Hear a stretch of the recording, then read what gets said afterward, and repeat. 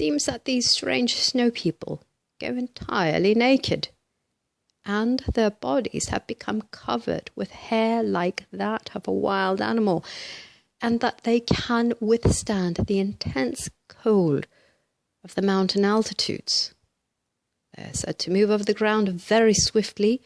In fact, it is claimed that they are able to pursue and capture the wild animals that live in the region that they inhabit. These wild people call the masters the men from the sun. And when the masters go among them for the prisoners, they do not resist. We were also told that the masters had made a number of attempts to reach these wild people. These attempts had come to naught because of the fear in which the people held them. It is said that if the masters do go among them, the snowmen will not eat or sleep, but stay in the open night and day, so great is their fear. These people have lost all contact with civilization, even forgetting that they had ever contacted other races or that they are the descendants from them. So far have they separated themselves from others.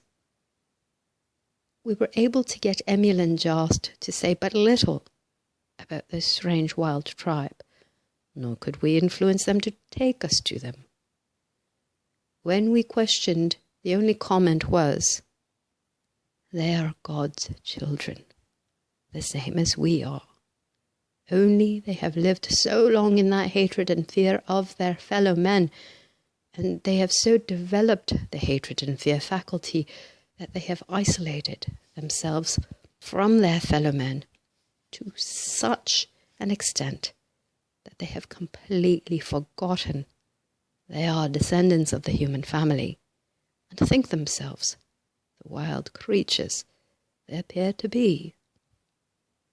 They have gone on in this way until they have lost the instinct of the wild creatures, for the wild creatures know by instinct when a human being loves it, and it will respond to that love.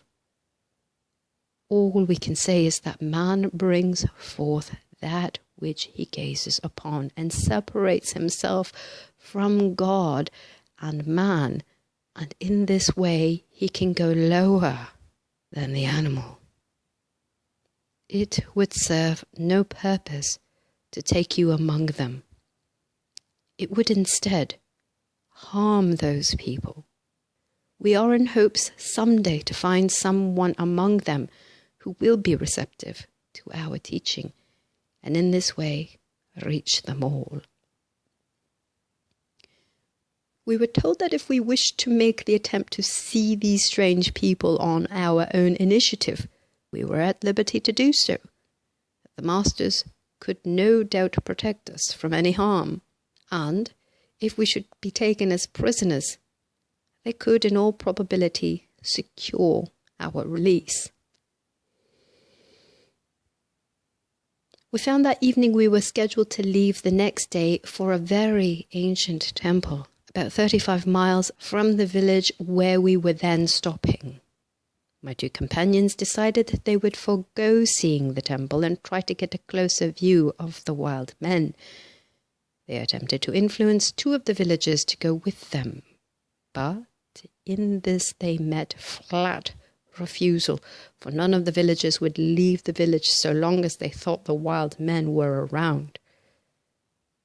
My friends decided to attempt it alone, so, after receiving instructions from Emil and Jost as to the trail and general direction, they strapped on their sidearms and made ready to start.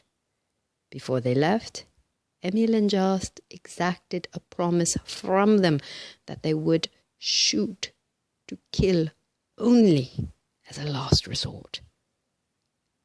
They may shoot to frighten as much as they pleased, but they must give their word that if they killed, it would be the last extremity.